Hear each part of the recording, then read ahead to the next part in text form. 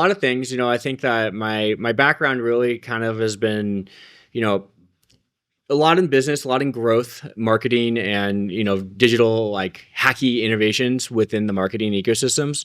And so I've worked with a lot of companies in the past that have really kind of shifted and kind of guided my experiences. So when I first got out of college, I started working with an ad agency that gave me the opportunity to work with Facebook as a client, which opened up a lot of opportunities for me in the future.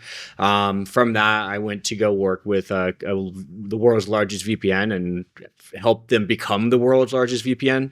Ultimately, that got acquired while I was living in San Francisco.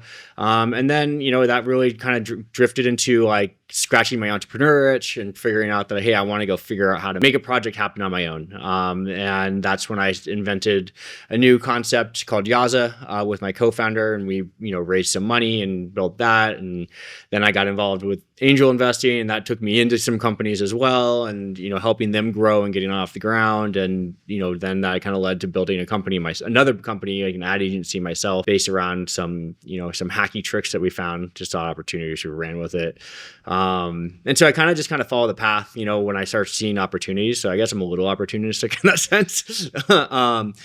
But I think the last go, I put a lot more intention into what I'm building and why I'm building it, kind of thinking of like fulfillment in general and like what that is, not just like trying to invent something, trying to make something happen. So now I work on land investing and investing in different development projects, throughout the United States. So yeah, so that's kind of the process of how I got there. Super condensed down because there's a lot. Yeah, there's a lot there. I didn't go into the details of any of it, and like even in the beginning, like, I swam competitively in college and before that in high school. So that was kind of like the beginning of like me knowing what goals are, what hard work can actually produce results, and, really seeing progress in that kind of capacity. And I think that really drives a lot of the aspects to getting me to where I want to be when I have an idea, right? Yeah. And the hard work and knowing and not being afraid of buckling down and just working hard on projects and, whatever is in the pipeline. Let's dive into a little bit of that we just unpack it a little bit. Yeah, if of okay. course. So yeah.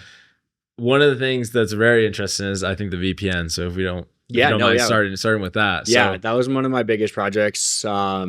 Luckiest wins, I guess. Maybe not lucky, but like it was definitely one of those things. The biggest thing about it was that I started working with Facebook and Navo, which is Facebook's VPN service. I was their ad agency to basically do the user acquisition across about 50 to 60 countries at any given moment. And we really figured out different ways to scale it, get it into countries, and that really provided Facebook with data to make intelligent decisions on where their product needs to go or what acquisitions they were going to be making. And that was kind of like one of the big learning points of my career, because I didn't really know how to do user acquisition on mobile phones, right? And then I learned with them, and that also led to another company called Runtastic, which we helped them, scale them through the app stores during their acquisition with Adidas, which they got bought for, I think it was $240 million, while I was helping them with that. And once I left the agency, because at the time I didn't know how much money was being made from these companies, because I was just an agency, and like we had a lot of ad spend, so that was nice. But Facebook doesn't monetize, right, in a traditional sense. They do it all through ads. So it's kind of like I didn't know how much value it was. So like, what is the CAC? What is the LTV? Like that doesn't exist in Facebook terms, like in terms of like their VPN, because they just wanted the data, right? Okay. So it was very different, but it also taught me who all the traffic sources are, what worked in some capacities, and what countries worked really well, and all these other things. And so ultimately that led me to a company called Anchor Free. And I'll be honest, at the first I was like, who the fuck is this company? Like they were like some like they're pretty ragtag. Like they had it together. Like, I was kind of like, made me a little nervous though, because they're all Russian. I was the only non-Russian when I joined. Really? Yeah, it was really intense. And at first I was kind of like, I don't know, like they were far away. Like they're in Redwood City, which in San Francisco terms is like, I don't know, an hour and a half away. Plus I had to like, get from the train station to there because I didn't have a car. And I was like, man, I don't know, this is a lot of work for this company. Again, I'm not sure about it. But upon starting it, I was like, what, 24, 25 maybe. And upon starting it, I quickly learned that they didn't know what they were doing in terms of mobile.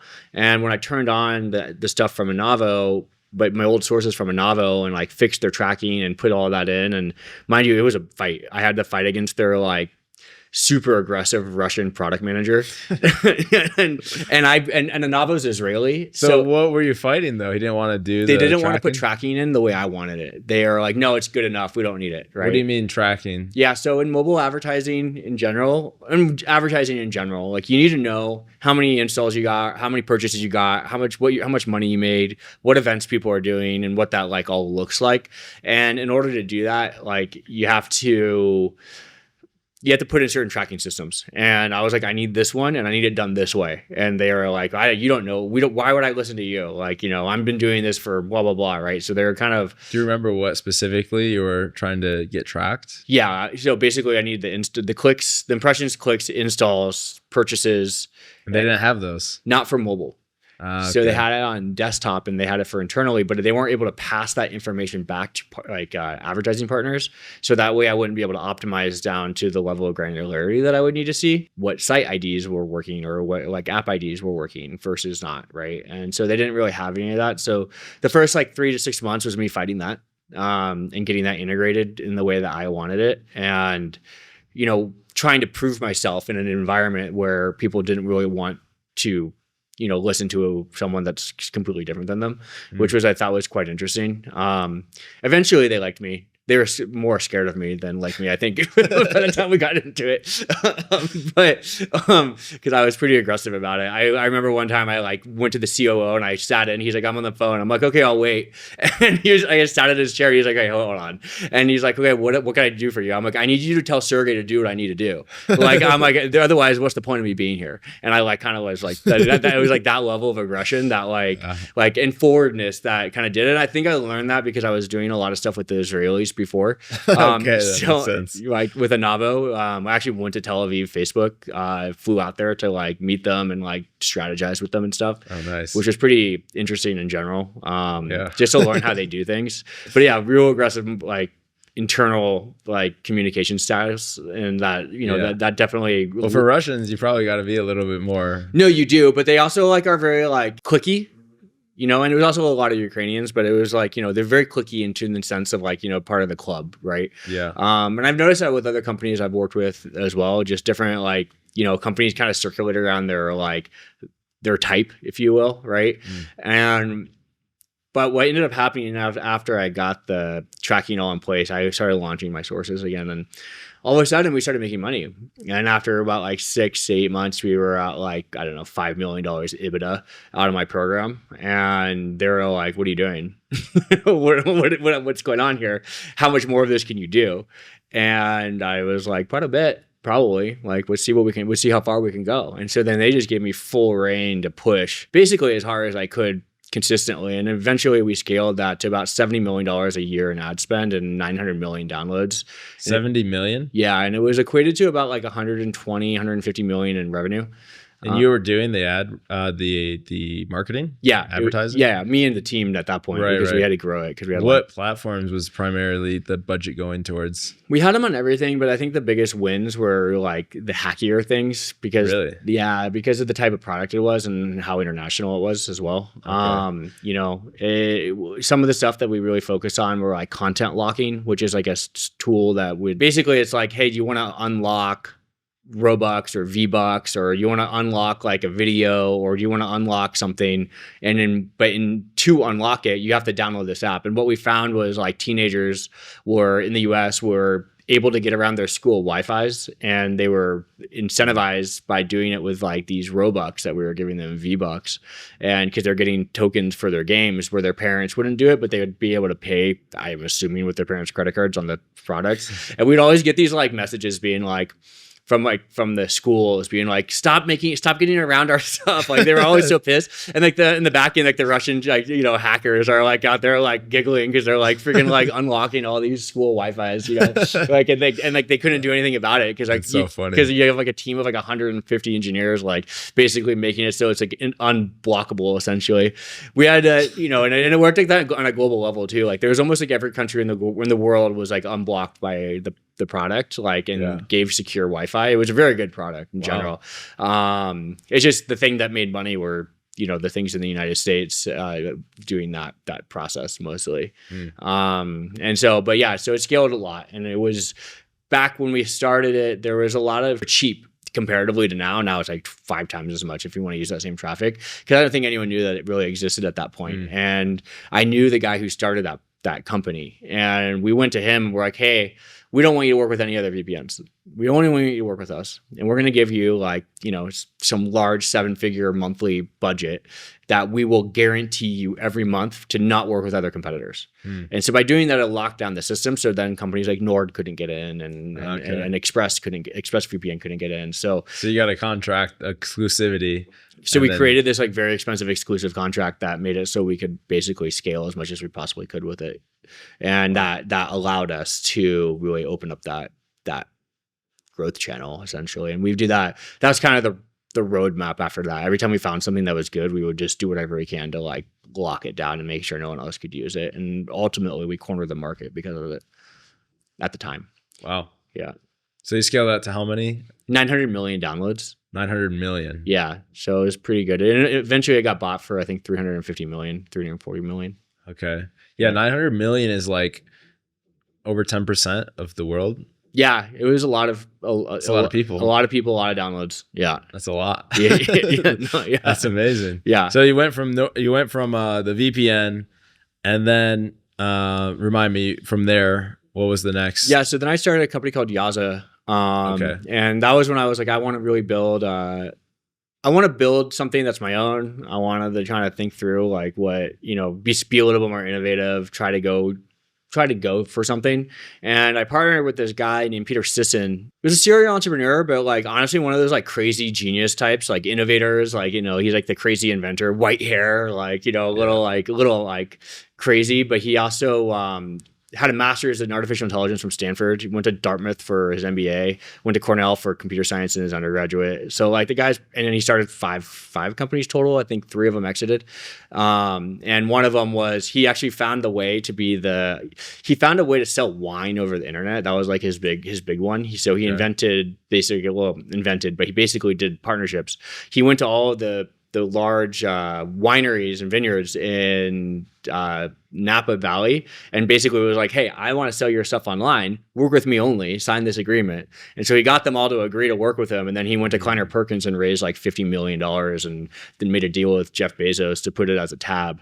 And ultimately it actually blew up because pets.com back in the day had a lot of problems, right? And that's how Amazon was going to make tabs for each of these different categories.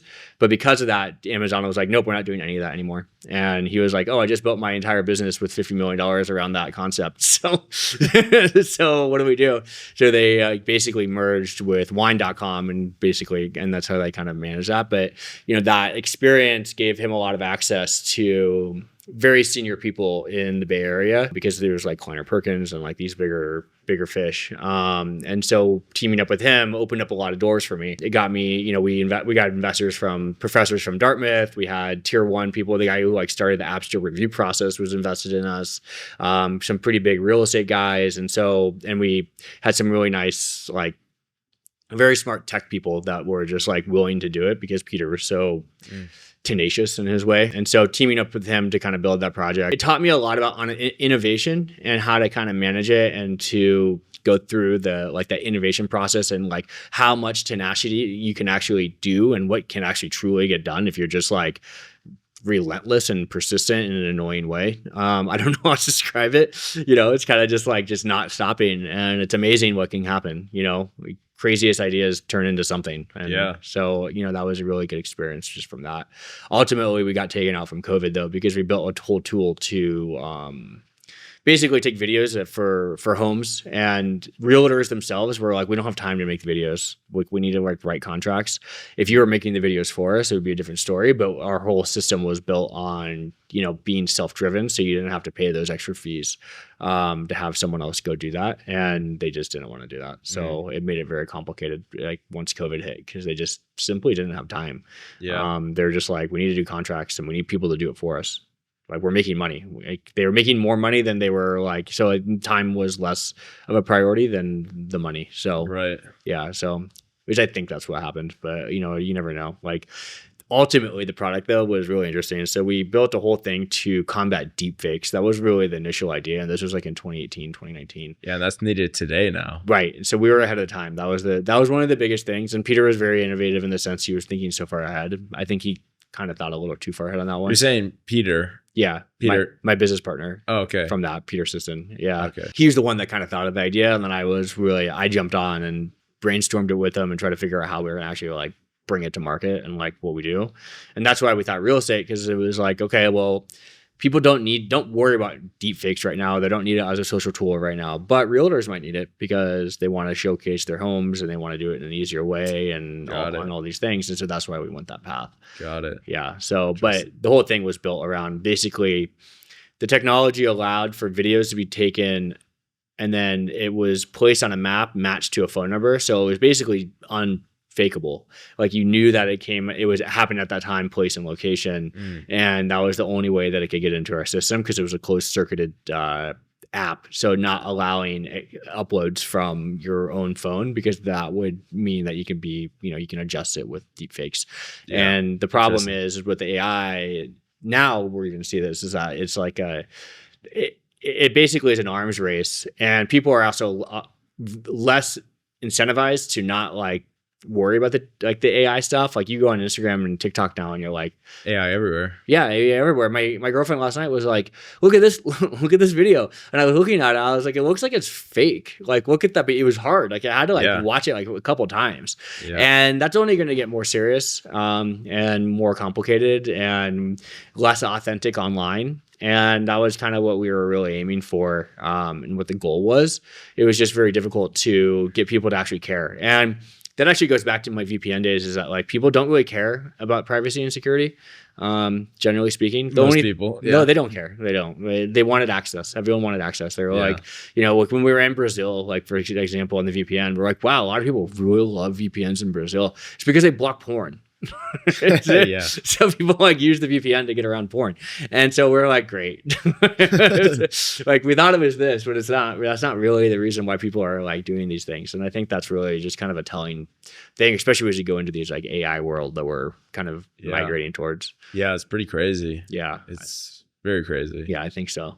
So when I met you, you had another business that you were running. Yeah. At the time, and basically, I mean, I guess you could probably describe it better than myself. Yeah, that one was an interesting one. We basically figured out that we could put web-paged ads onto mobile apps and run them through it. And what we found is the big core like killer use case for it, if you will, was like online sweepstakes or rewards. And that's actually a really big thing that's happening right now in the mobile space is that, you do like companies like Cash Kick would be an example of one of our clients. And they go in and you come in and then you fill out a questionnaire and then you do some offers and you can get some free stuff. And, maybe you buy something at discount or whatever, right? So there's like, and you win rewards. So you sign up and maybe you get into a sweepstakes, you win $5 million. And these are all legitimate things that people can do. And so what we did is we basically put that into mobile apps. So things like Words with Friends or mobile games, casual gaming. And that allowed us to scale pretty aggressively. I don't even know the real number of like how many conversions we were doing, but it was a lot. And it got to a point where it actually we saturated the market, we think, because it just wasn't working as well. And then there was also complications with legal changes from the government on these types of products. And then also with tracking and just different things that happened with Google, because Google's changed their whole like algorithms on emails and everything like that, which is like a big like monetization because basically we were the front of funnel. We would basically bring people in and at like scale for cheap, get them in, and then the companies would like nurture them and like get them to monetize on the back end. And then once their emails weren't working as well and things like that, they just weren't monetizing as well. And so we kind of got into a position where we were like, this is like really interesting because we were able to scale it, but it's not sustainable because we can't really like manage it past that stage. And also we're saturating it. There's only so many people that are doing these games, right? It's always the same users. And what we found, which is an interesting thing, is that almost every we were basically bringing in the same people over and over again through the same with the same ads and monetizing them more. Yeah. But it was just like kind of like on repeat, and that's why I was working like I think as well. But then eventually people were like over it. It was interesting. I learned a lot. We made decent money with it, and we scaled quite a bit. It was like a 2-year endeavor on that one, just 2 people running it. So total affiliate marketing like hack essentially. Yeah. But what we found was that like we didn't have any we had no ownership. Like it was ephemeral, like, cause ultimately like without having like a core based technology that was like, defensible that no one else could have, that was stable, we couldn't sell it. And as an agency, like, it was all kind of like, it was very difficult because no one really understood what we were doing. So we couldn't train people to do it that easily because it was complicated. It was very technical. And like, we were also using our network to more or less get around certain rules that wouldn't necessarily be, they weren't like illegal or bad, but it was just like, it'd be better if people just didn't question it. Okay. Well, I won't ask any questions. Yeah. It was just kind of like, well, it's not like, it wasn't that. It was just more so like, we didn't want the companies themselves being like, hey, like, because if the apps found out that we were pushing all these types of things, they might feel that like, hey, these are cheapening our app. We don't want that. We don't want the apps to know that, because then if they do that, then we raise flags on that, then they might be like, no, we can't run you anymore. Got it. And so we didn't really want to question that, and like, especially for how much we were doing. And so we were just kind of like, we're pretty low key about most things, like in that sense, and tried to like kind of limit our scale in some cases too. Like don't push it too hard, because like we might lose it if we do. Yeah. Okay. Interesting. Yeah. But that also taught me a lot about like, I went down it because it kind of fell on my lap as an opportunistic thing. And I was like, oh, how much money, how many companies are willing to do this? And how much are we making each company? And my friend told me, and I was like, okay, let's do that. That sounds like sounds like a good business. Yeah. But then after doing it, I learned that like, there's no clear asset development. There was no like product development stuff could have been done, but it was super competitive and, not that simple. And, it was also high cost to build the products like internally for that. And then it was just like, how can we make it create reoccurring revenue without us having to be the core benefactors of the whole thing, like, right. being pushing it. And that's kind of what led me to my next business. So, I just, kind of look at it, things like that in a lot of ways. So I learned down the path. I'm like, okay, well, on that one, I was like, I need less innovation and more monetization. Yeah. And then I did that. And now I'm like, okay, well, I still need the monetization, but I need there to be like core asset development and, core something to kind of grow and continue and, be long term. That's not going to be something that's just going to go away at a flicker of internet. Right. And with AI now, I think that almost all of marketing is kind of at that risk, because you have Facebook, who's just making internal tools for everything. Even creatives are kind of coming up from TikTok and all these guys. And so like, if you go build an agency around that, then you're, what is it? You build a tool around that, then maybe, they're going to build it too. And then all of a sudden the tool's gone, and you're competing against these companies that are billions of dollars focused to making it easier for people to run ads. Yeah. Right. So that whole space kind of makes me really nervous because of that. And then like you look at e-com is ephemeral in its own way. It's like, yeah, there's a lot of products that stick around, but what happens when the next product comes out? And, then you're kind of like on the hunt for trying to figure out to make sure like, how do I make myself unique and what have you. You gotta have a brand. Yeah, exactly. Without a brand, that's the only way. It's the only way. And otherwise Amazon and even Costco would just copy and just create a better product cheaper. Right, exactly. So, I'm like, I looked at that. I was like, well, that makes me nervous too. I'm like, I don't know if I want to get into that dogfight. But you've been through so much. You've like learned a ton of stuff just stacking all these skills and experiences and lessons. Now today you launched the real estate thing that you're really just getting into, like just getting started. Yeah, I started it like 3 months ago. Right now. So very new. Yeah, it's very new, but we already have 15 deals in play right now. It's amazing. Yeah, a couple of them. One of them actually, we just got our first offer on the first deal we put into market like last month. So we're like pretty close to getting into the money part of it. Amazing.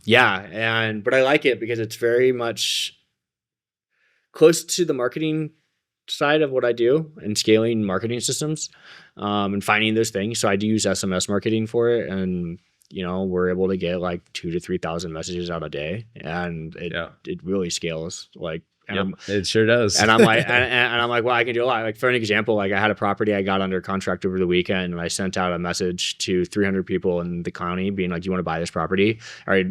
Literally sent it out like an hour ago, and I already have 5 messages. My VA keeps messaging me about being like, "Hey, people want to buy this thing," and I'm like, "Oh shit, this is like pretty straight." I was like, that was really unexpected. You know, I thought I was gonna have to get a realtor, like go through the whole process, but I'm like, man, if I can just wholesale it for what I want anyway, then this makes it even better. Yeah, like way faster. So you know, I like that. And then I've been talking to people about doing like infrastructure plays. So solar, data centers, because it's land, right? And when I started studying it, I found that, you know, a lot of the big funds like Blackstone and, you know, these other ones that are kind of that are all around, like even Facebook said that they're going to put $900 billion into artificial intelligence infrastructure. Oh, yeah. Which is... Well, you were talking to Toby. I mean, yeah. Did Toby tell you about all the land they were buying around the start? Around the what is it, the facilities they're building for AI? Starfleet or whatever it is, like it's like the SpaceX facility, the city that they created. Yeah, it's pretty wild. So you know, I think that there's a lot of that, and then now there's like Trump is coming out and saying he's looking to like incentivize developers to make more houses because we're having like basically a housing shortage, and that's why prices are going up. So I saw that the other day, and so these are kind of things that are just happening around me as I started going down the land side, and I was like, you know, it's positive. I mean, I don't know how much of it's going to really affect me ultimately, but I think that it's a positive that we're seeing more money coming into it. So there's more purchasing, you know, on the back end if I can find the deals.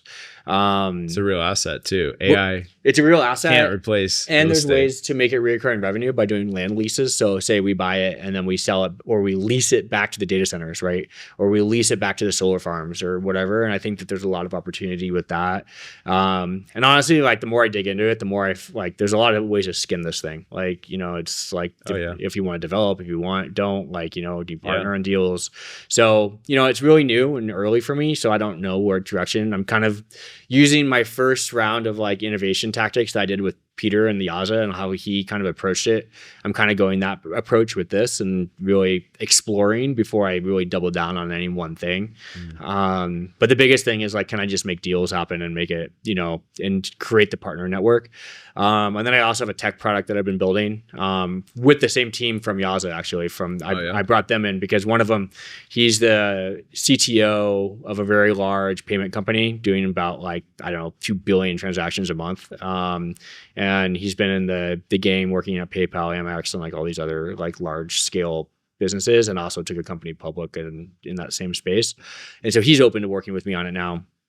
And so I was like, okay, well, you know, if I can get someone like that to work with me, then maybe there's some more tech I can build in the alternative asset space, right? Because I think this is all kind of in that ballpark. It's not necessarily, you know, no, we're not looking at stocks, bonds, and things like that, but it's like real estate, but maybe it's other things outside of real estate. So like even like shipping, logistics, and, you know, patent ownership and things like that. And I think that there's a lot of opportunity with that in the future.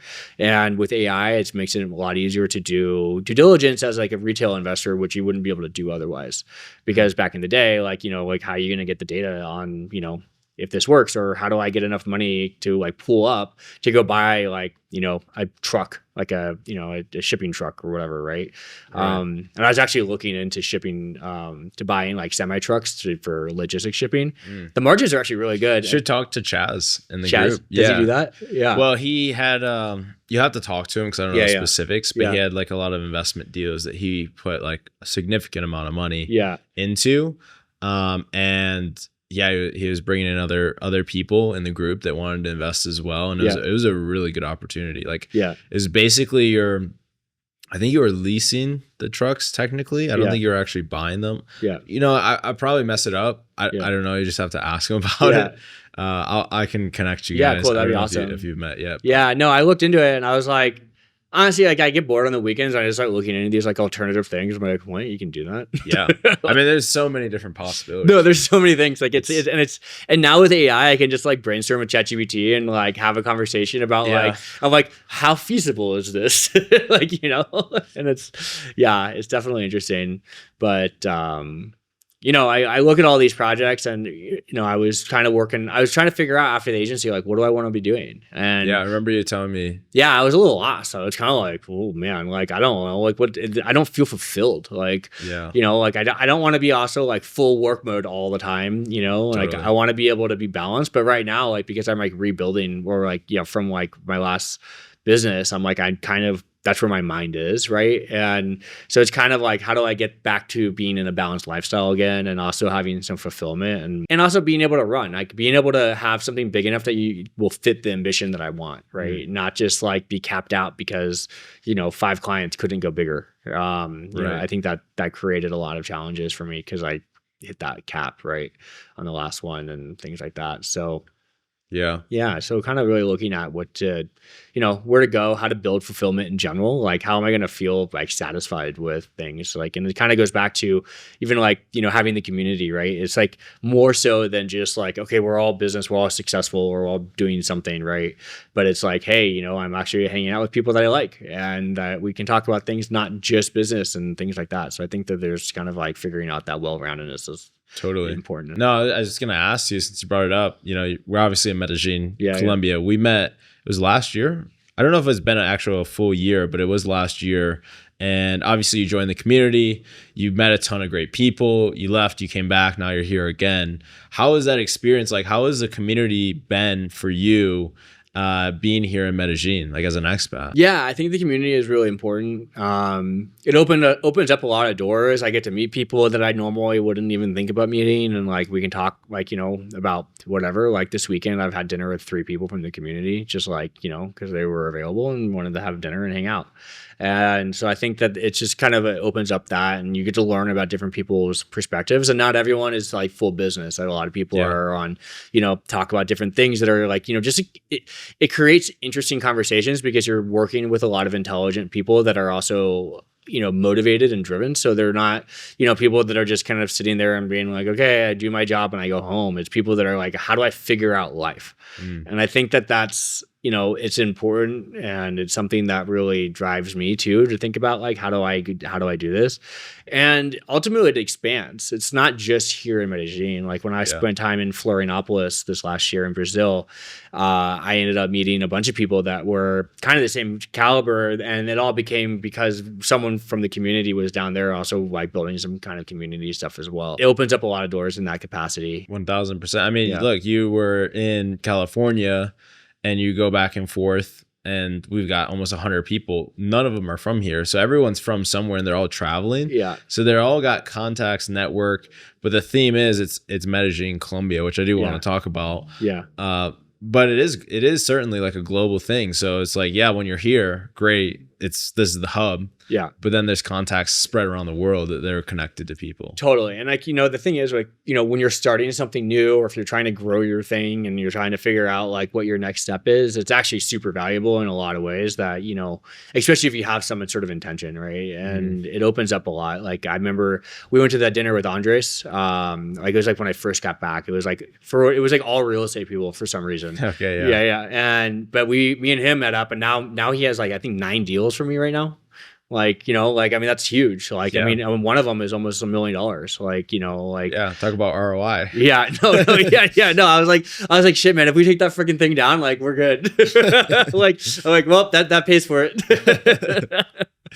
But, it's trying to figure out like, yeah, and it opens up the things. And being in Medellin too, like, there's a lot of things you can do in Medellin, places to live, people to hang out with, and, but personally, I don't really leave the house that much. I'm like, between my exercise like situations and working, I'm like kind of head down, given the state of where I'm at with my projects, right? Really locked in. But I find Medellin is one of the best places to be locked in. Yes. Because like you have comfortable living accommodations. Like I have like a trainer that I go to, and they like push me hard, but it's not super expensive to do it. So you're able to kind of like have the luxuries of being, anywhere in the world, but you're not having to do it. Plus, I don't have to make food for myself. Like we have someone helping up with that. They clean. It takes away a lot of these like day-to-day complications that come from, that I just don't want to put my mindset towards, right? Heck, I have a nail person that comes to my house. Like, yeah, it's pretty nice, man. Yeah. So I want to ask, what brought you like originally to Medellin? Like, how did you come here first time? Like, it's actually interesting. I started a project that was super ambitious and had no way of making any money, and I had no idea of that when I started it. And I and I was just like, it's because I was talking to work with Rappi as their head of growth for basically going into what would have been their IPO. Okay, that was like, I remember you telling me about this. This is really interesting. Yeah, I was interviewing with them, and during that time, I started studying like emerging markets, how emerging markets work. And I just got this crazy idea in my head. I'm like, if I'm able to bring people the right communities to their businesses and, help unlock certain things that they wouldn't normally have rights to access to in emerging markets, that could potentially be very valuable, right? And so what I did is I looked at building a DAO around that, using tokens to incentivize people to work with companies in emerging markets. What is a DAO? A DAO is a decentralized autonomous organization. So basically, like it's like a crypto market that will allow you to there's no one owner, right? It's all done through voting systems, and allows for that to, people to come in and they vote and they have like rights to access, and that kind of like feeds the whole process. So it's like a living, breathing organism with no one like leadership aspect. It has inherently a lot of issues and complications for that. It took me a while. I spent like 6 months probably trying to figure that one out. Looked to raise money from like a lot of VCs and angels, and ultimately I couldn't figure out how to monetize it in a way that was like going to be like, yeah, this is awesome. And during that time though, I spent a lot of time in Bogota, because Bogota is kind of where it was. And I was like, okay, Colombia is a really good market to start something like this, because there's a lot of entrepreneurs here, and there's a lot of businesses that are kind of like forming here, and the ecosystem really kind of is derived from that. Like a lot of people in Colombia are very entrepreneurial in their own ways, right? And they're also very hungry, looking for access to bigger and better opportunities to get their businesses or whatever they're working on to the next stage, right? Yeah. Brazil is kind of the biggest one, but Colombia is I think as a secondary market is probably like, it's the one that's growing a lot. So I focused myself there, and that's where I met a lot of people kind of in that entrepreneur world that were all Colombians mostly, and trying to figure out like, how do I work with these companies and what have you. Ultimately I was like, okay, there's a lot of people trying to do this already. Like, I wasn't seeing a way to really push it forward. And that's what led me to the agency. But in that time I was here, and I went to Medellin, had a really awful Airbnb experience in Bogota, and I was like, okay, I'm done with the city. I need to get out. Like, let's go to Medellin. So I got out of the Airbnb luckily, and I came to Medellin, and the rest is kind of history. Yeah. It's usually what happens once you come here. You're like, wow, this place is like amazing. The weather's nice. The people are awesome. The food's good. Like, it's livable. It is still a city though. I personally like it a little bit more mellow in general, and that's why I leave for half the year. Like I'm going to Cabarete, which is like a tiny little beach town in Dominican Republic, right? Florianopolis is kind of a similar situation. So I think that to me is something that I like, but generally speaking, for lock in, focus, being with a good group of people, particularly the guys and stuff. Yeah, it's hard to beat. Like we were just talking about this in the last podcast about Latin America, like the of Latin America, like Medellin being like the tech, the new Silicon Valley, the new Las Vegas of Latin America, whatever you want to call it, where it's like attracting, obviously there's the local talent, but also it's attracting all these interesting people like around the world. I mean, there's so many high performing entrepreneurs that have huge companies that are scaling, have ambitious projects that they're building, and they're here. Yeah. And it's from Israel, it's from US, Canada, Latin, I mean, it's everywhere. So it's a really interesting entrepreneur scene here. Yeah, it is. And what's also really interesting is like, because I live in San Francisco, and it's like, I don't know, you can't really beat it in terms of like the way people think entrepreneurially, because it's just that's all basically what thrives. That's the whole city, right? Yeah. But it's done so differently, and I think that's something I really appreciate is that the entrepreneurs that come here are entrepreneurs that have done it. They're looking for profit. They're looking to bootstrap. They're looking to partner. They're not looking at how do I get to the next VC round. Yeah. And I think that that's where you see a lot of differences when you look in places like New York and San Francisco is that people are kind of like driving their businesses on how much did they raise the next round. And since I've done that before, I don't think I'd ever want to do that again unless it was like something I'm like, okay, we're going to get to $1 billion. And the only way I'm going to do that is if I have like a large influx of capital. Right. And I think that it's just done in a better way of business, but you get to learn from people that are doing things from like house cleaning services to tech businesses to real estate to influencers to marketing businesses. And I think that that's really kind of helps shape the way you perceive business and perceive opportunities than you would when you're in an ecosystem like San Francisco. Like when I was there, I didn't even know that these opportunities were even a thing. I wasn't even thinking about it. I was just thinking about how am I going to raise the next round? Like, like how do we get enough users in there to raise the next round? Like, I don't even care if we make money. It's a whole different game when you're doing VC raising and stuff. Yeah, it was. And especially back in like 2018, like 2017, that was before the VCs even cracked down, right? Because they cracked down in like 2022 is when they were all like, okay, wait, we need to have revenue now. Like back before then, they were like, yeah. As long as you have users, you're good to go. Yeah. And in the crypto world, as long as you have like 100 users, you get like a $50 million valuation. It was like next level shit. Crazy. Yeah. It's like, and looking back at that, I'm really glad that I didn't take money at that kind of like situation because that would have, I would have been locked in. I would still be locked into that. And there'd be no true exit. Right. And then there's just a bunch of unhappy investors, which isn't great. That's never fun. No, not at all. So I want to go back a little bit. You said you came here and you're interviewing for the head of growth for Rappi. Some role with Rappi, right? Yeah. Before they went. Exactly. So I was working with their at the time their VP of growth, and they're looking for someone to help kind of bring a little bit more innovation into their systems because they were scaling, but they're looking to scale more, right? And they're like, what do we do? But because of my experience at Anchor Free, they're like, okay, well, what unique stuff can you bring? And so I worked with them. I pitched on some stuff with them, and it went back and forth for a while. It was like 4 months, and ultimately, it wasn't really going to be a fit. And they also wanted to focus just on Mexico. They didn't want to do all the others. And a lot of these other like growth hacky stuff that I was thinking about, they would have had to basically build the system internally to do it for Latin America because everything I knew was for these types of like growth tricks that I was doing and growth like resources were all in the US. But that didn't really deter me. I was like, look, you guys are big enough. Like, we could definitely build this out. Like, right. And, we're talking about content locking and things like that in Mexico. Like, I'm sure that would actually work quite well. And then that would have opened up a lot of like reward-based processes and things like that.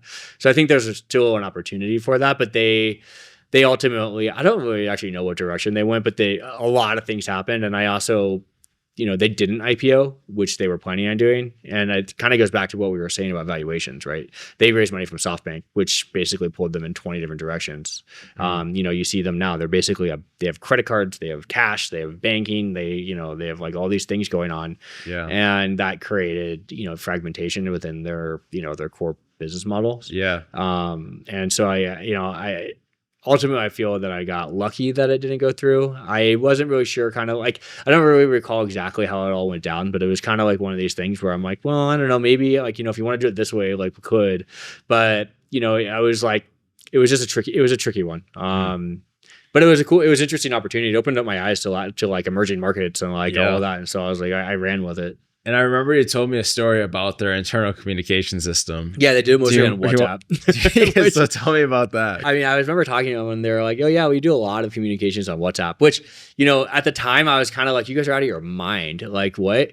But now that I'm like starting businesses down here and stuff, I do a lot of stuff. I do a lot on WhatsApp. So, I totally get it, but it doesn't have the right, capacities. And, now I don't know where they're at with what they're doing or not, but I just remember them talking to me about that. And I was like, oh, that's crazy. Yeah. I remember you telling me where they had like 100 WhatsApp groups or something. Yeah. Crazy. Well, you have to, because think about it. Each team, each person, each everything. Like oh my God, I couldn't imagine working at a company that size with just WhatsApp or like, focusing on that. So Rappy's communication is just hundreds of WhatsApp groups, and everyone's just texting. It's what it sounded like. You know, I was never internally, so I can't I can't speak to it like firsthand, but that's what it sounded like to me. And I was like, whoa, okay. Yeah, it sounds super Colombian. Yeah, I mean, it was. But hey, their company's doing well. I mean, you gotta get well, is it?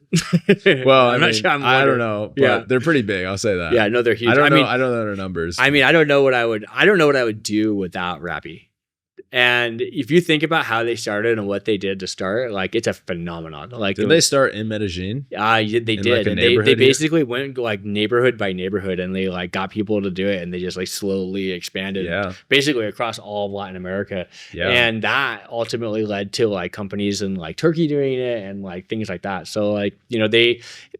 Not only that, but one of the most beautiful things about what Rappy did was that it created a sphere of entrepreneurism in Latin America, particularly in Colombia, that didn't exist prior to them. And because what happened was people went and they worked for Rappy. So in North America, they have like it's a similar situation for companies like Facebook or Google or like any of these big startups. Like they basically start like PayPal, for example, like the PayPal Mafia, but maybe you've heard of that. Like, you know, Elon and like Peter Thiel, they all went off to build different things. Well, what happened was Rappy Mafia is kind of like the way to look at it. Like they did it, and then all of the people that were early made some money, and then they went and they built new things, and they started incubating things, and then they started investing in more people and training people, and like, you know, and it kind of like expanded it, and it created this ecosystem where people actually understood what to do to build startups like that. And now that's how we get a lot of like really awesome startups from Latin America, because it kind of, you know, really facilitated in that market, because before Rappy, it was just basically Mercado Libre, which also is massive and, you know, its own right. But it's, you know, I think that the Rappy circle kind of really expanded a lot, which I think is really interesting how it happened. Yeah. No, it makes a lot of sense. And then now they have like government funded tech week every year here in Bogota and Medellin. And that's kind of like a VC like startup thing that they have, but there's also, I know, some like incubators that are exist and getting started in Bogota and different places, which is really like, it's, you know, the entrepreneur scene, the tech scene and all that stuff is really like popping up here. Yeah, and the government's being favorable for it too, which is huge. Yeah, I mean, they fund the tech week. Yeah, it's sponsored by the government. Well, and the rules here are very favorable to just think that, you know, people are learning more, they're scaling, and the ecosystem is just becoming bigger and bigger in Colombia. Tourism. Foreigners coming in, meshing like new ideas. Yeah, like obviously our groups here, right? And that's you know, there's not a lot of overlap with our group. It's mostly foreigners, but it's cool to see because our group isn't everything. There's so many foreigners coming here in Bogota, Medellin, and different places. And so there's so many ideas going around. Exactly. Things it's happening here. Yeah, it is. It's definitely happening. I mean, and it's happening more and more. And I think that that's really exciting in general. Yeah. And, you know, I saw it a lot, even this back when I came like 3 or 4 years ago in Bogota. Like I was like, wow, there's a lot happening here, like in general. And it's also not like a massive market. So like you're not competing against like, you know, you're not like, you know, it's not as hard to like get involved if you really wanted to, right? And in most cases, people are pretty inviting to be involved. And I think that's something that like our group could even do even more of is like, how do we get involved with the local ecosystem and through like startups, and like, how do we support them more and help expand on this? And, you know, what can that do for the local ecosystem in general? Because it generates jobs. It brings, you know, ultimately like can produce more GDP into the country because it's bringing external money into it as well.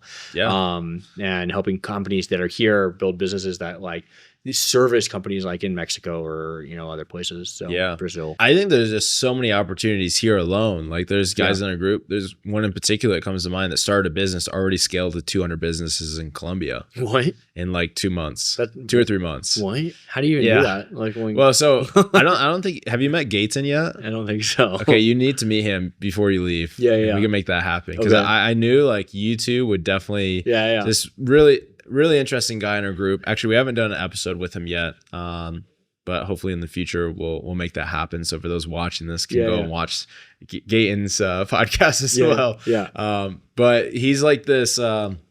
He's a tech startup guy. You know, multiple different techs. Harvard dropout, sold his first business while in Harvard, dropped out. Like, you know, really smart guy, coder background. Yeah. And he started this new business here, which is basically he built the tech behind it as well, but it's basically a button and a watch for restaurants and waiters. Oh, Gayton, I did meet him. Yeah, so he started that, and you know, restaurants, they put it on their tables, the customers can hit the button and the waiter gets called. They can get like the bill. He built an app for it as well where you can go and see the menu. You can pay through the app. Yeah. You know how difficult it is to split your bill here? Yeah, it's impossible. When you have like a party, you can do that like that through the app. Oh, that's really awesome. So he built that out and just like it just started exploding. He has like this huge wait list now for restaurants and like Brazil, and he's expanding in different places. But there's my point is there's so many opportunities here in Colombia. I feel like the business is like probably 20 years or so behind. Yeah. Like in compared to the United States. Yeah. Right. Or maybe more. And there's so many opportunities to come in and like provide services, provide training, like just small things, right? That could impact the business's growth and customer service and, you know, payment processors. Like, well, it's interesting because like you see that one of the things with Latin America in general is that it's ahead of the times, but it's also behind the times. Yes. Right. In different ways. In different ways. Right. For sure. And I think that one of the big things too is like, you know, what happens is that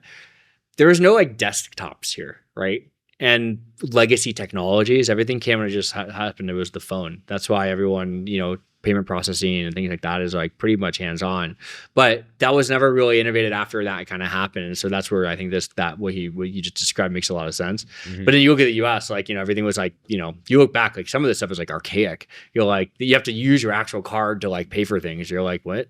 Yeah. Like I haven't used my card and I don't even know if I carry it with me anymore. Like, you know, I just use my phone, like Apple Pay. Right. So no, it's really interesting. So yeah. But yeah, it's just a great place, and it's awesome to have you here and part of the group. I know you got such an interesting background and perspective and experience and connection, so you bring a lot to the group.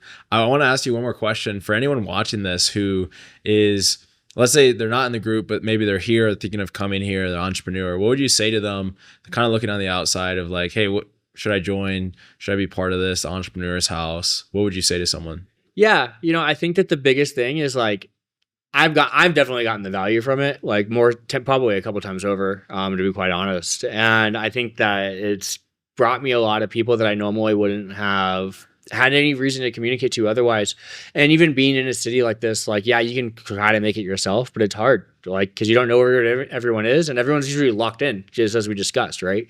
They're not like, you know, they go out to the dinner, and then that's like more or less it, like, you know, like, you know. So I think that is one of the biggest reasons that, you know, it makes a lot of sense, and it takes a lot of the legwork out of like trying to, you know, build the community internally and like trying to figure out who's who and curation and safety and like all these other things that kind of come with, you know, what you've kind of put together. So I think there's a lot of value just in general to that. And then in terms of Medellin, like, yeah, I mean, it's definitely a place that I just keep coming back to. Like, it's probably like the lock-in spot for me. Like, I can't imagine another place to do this, like what I'm doing, and like being like so focused on something and being able to be that focused on one thing really hard, right? And it's also super fun. Like if I wasn't locked in, I'd probably be partying and enjoying myself. But yeah, it's a great place for pretty much everything. Yeah. It checks most of the boxes, except for the only one that is missing, I will admit, is the beach. Yeah, it doesn't mean. But it's beach. A 40-minute flight. Yeah. Well, like, yeah, that's where I go. That's where I go to Brazil and to Dominican for, you know. Yeah, for I mean, if you want a beach, it's not far. No, so exactly. It's not that big of a deal. 100%. At least for me, I'm not a huge beach guy. So I know some people are, but no. That's my thing. I like kite surf. I surf. Like, I like my adventure sports. I think they're pretty fun. And, you know, it's like there's things I get to clear my head. I'm like, okay, I have a lot going on. Well, if I put myself in a situation where I can't think about anything else. Well, Trevor, it's been a pleasure. Yeah, thanks, Thomas. Thank you for being here. Amazing. Is there any social media or anything you want to share if someone wants to connect with you? Or honestly, I'm like anti-social media and like everything. Okay. So like I'm pretty like, and that's like another thing about like building. I'm like, how do I build something where I don't have to be like truly the face of it? But that's totally fine. Yeah. If anyone's in the group, they want to connect with you, reach out. I can make the intro. Yeah. And thanks again, Trevor. Yeah, thanks, Thomas. I appreciate it.